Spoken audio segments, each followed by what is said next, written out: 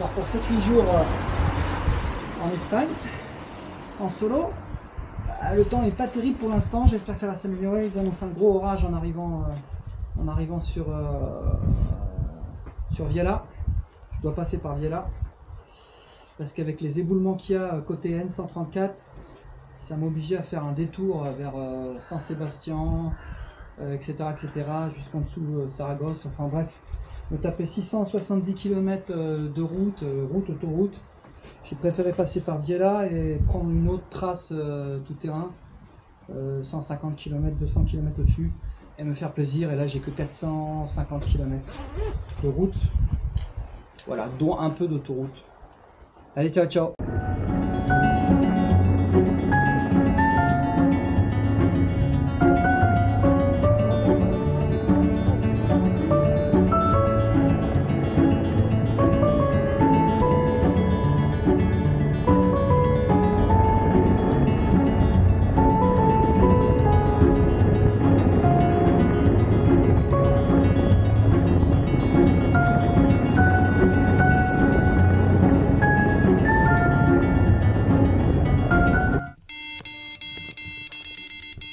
Bon, vendredi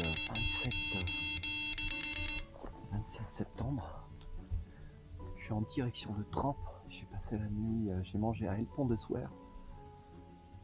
Et là, je suis entre El Pont de Suert, ensuite j'ai pris la N230 en direction de Lérida. Et ensuite j'ai bifurqué vers Trempe. Et j'ai planté ma tente pas trop tard. Après j'ai traîné, il y avait du monde au resto. Et là j'ai planté ma petite tente ici, c'est cool hein.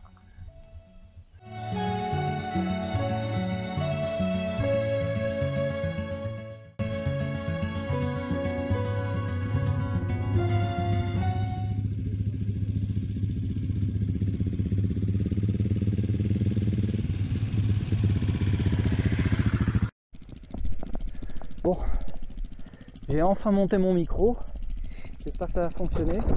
J'ai fait des essais à la maison de façon à le positionner correctement, j'espère que ça sera le bon endroit.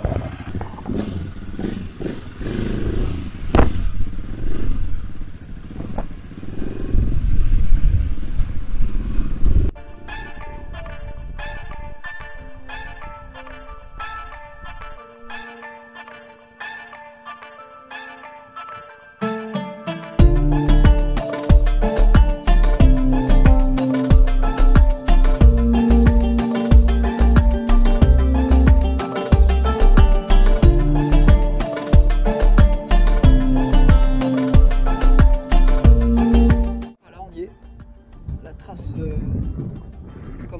commence pas ici, mais moi je la rattrape ici. Je l'ai déjà fait cette partie là un grand nombre de fois, donc ça va être cool quand même. Bon, c'est du facile, il faut que je dégonfle quand même parce que là je suis à 2,5 kg à l'arrière. Et donc on va dégonfler, puis on va y aller. Belle journée, hein. Qu'est-ce qui fait beau. Et ensuite, ensuite on continue. Et vous connaissez la phrase, vous la connaissez. Le TET, c'est maintenant.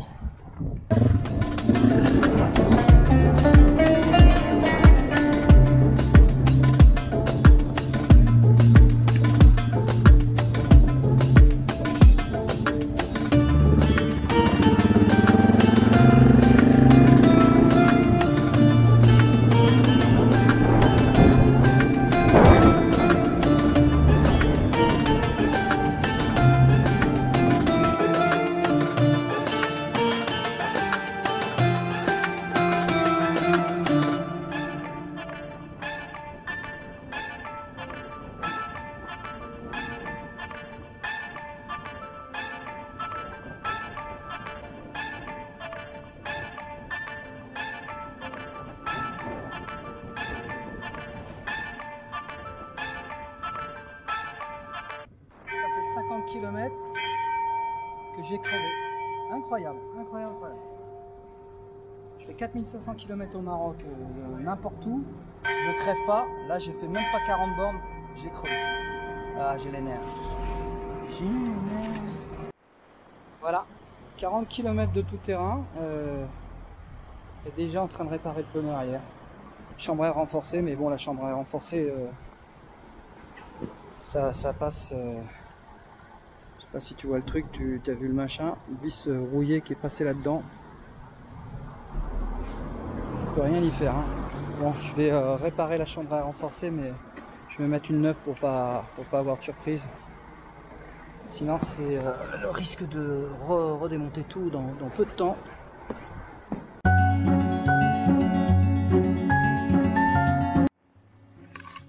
Bon bah là c'est pas de bol, ma chambre à air renforcée, la rustine, la colle elle veut pas vulcaniser.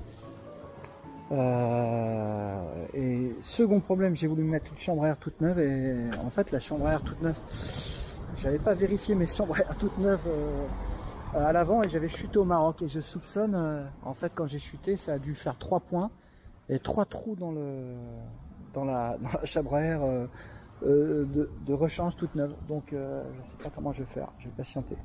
Je vais essayer de réparer les 3 trous mais ils sont l'un à côté de l'autre donc c'est compliqué à réparer.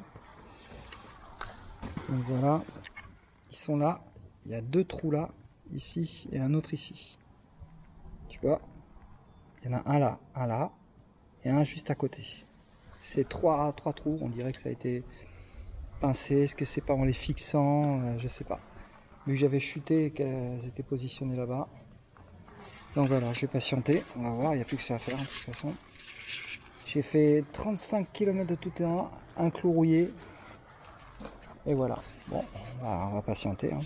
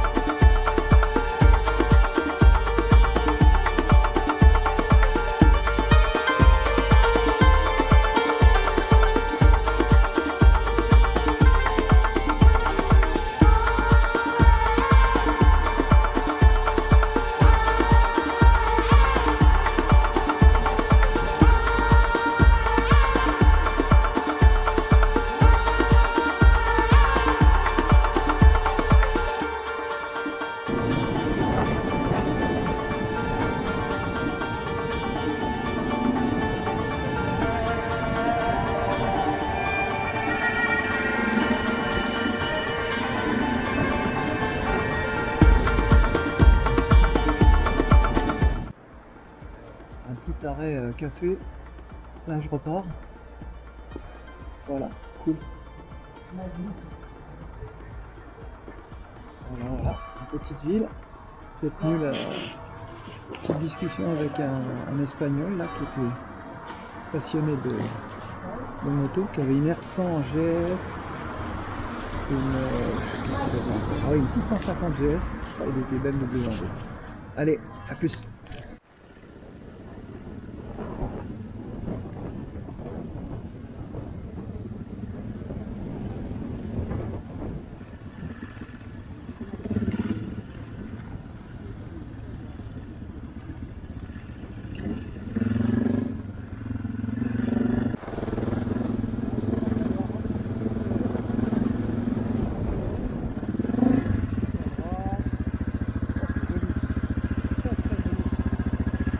Dakar.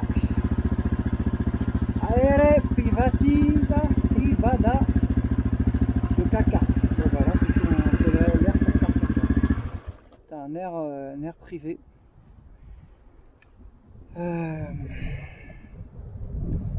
Chaque langue a ses subtilités. Bon, moi je vais où là? Je vais où? Ah, merde, j'ai déjà quitté mon truc ou pas? Ah putain, c'est nul ça. C'est nul. En tout cas, c'est joli. Ça change de couleur un peu.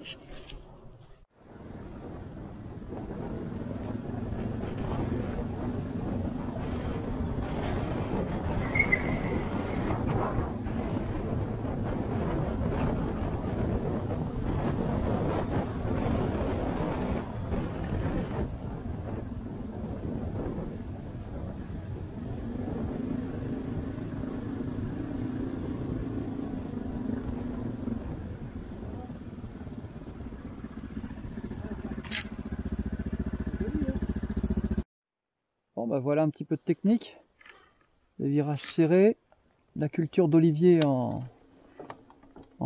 étage on va dire, hein, s'il y en a qui veut m'aider. Allez hop, c'est parti.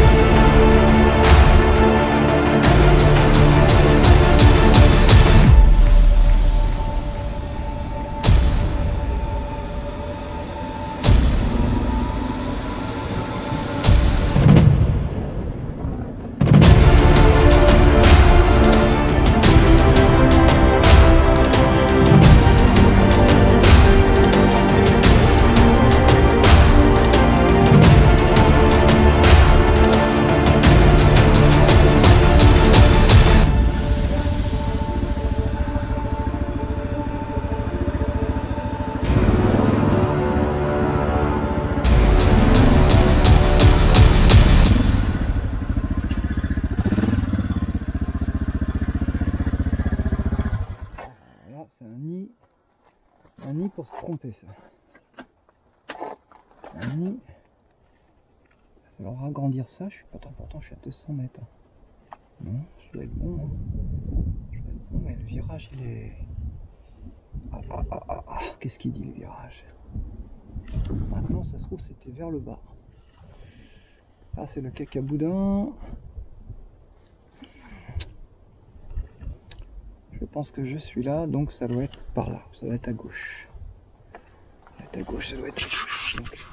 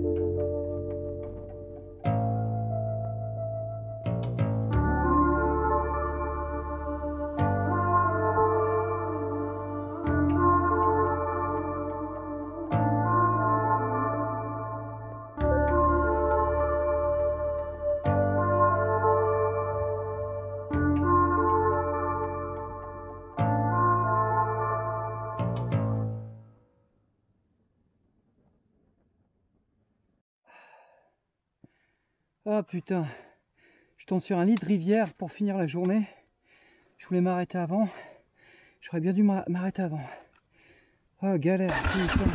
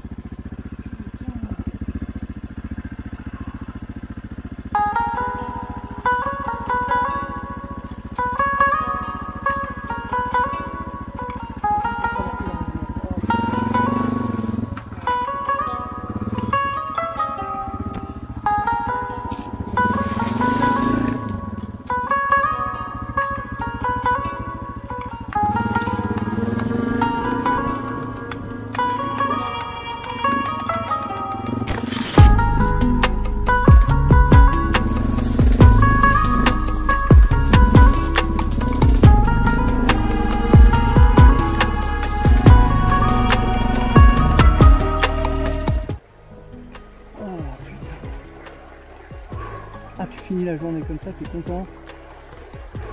Putain. Ah, c'est toujours le truc. La demi-heure de trop. Demi-heure de roulage de trop. Bon, allez, on y va. On va de l'autre côté, on arrête.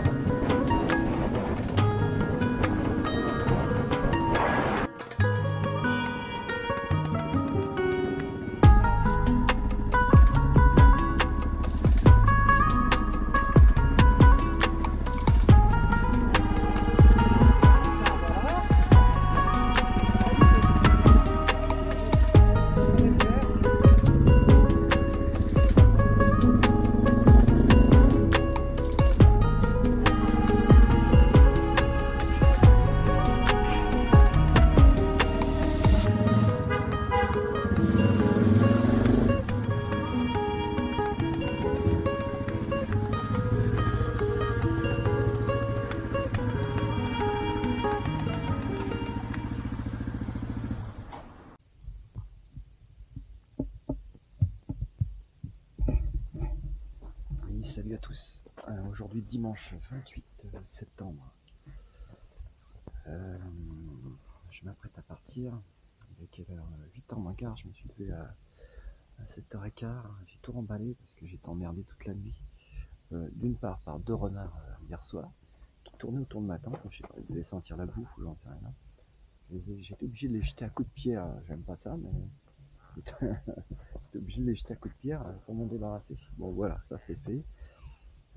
J'ai eu une meute de chiens, ça va être des chiens de chasse qui hurlaient toute la nuit, ils devaient sentir ma présence et puis celle des renards. Bon bref. Donc nous voilà partis là, j'étais à proximité de Mazaleon en direction de Teruel. Je suis au début du TET 20. Donc le TET 20, il commence. Je l'ai entamé un petit peu hein, depuis un petit moment, cinquantaine de kilomètres, un peu plus, ouais. Donc il fait 335 km le TET 20 jusqu'à Alicante. Mais moi je vais pas aller à Alicante, je vais m'arrêter à Teruel dans un premier temps, faire une boucle, une grosse boucle de 400 km dans le Canyon Rouge. C'est assez connu entre guillemets, en tout cas dans cette région-là. Donc je verrai. Et ensuite je reprendrai le TET plus bas. Donc je vous tiens au courant. Puis le TET, vous connaissez la phrase, hein, TET c'est maintenant.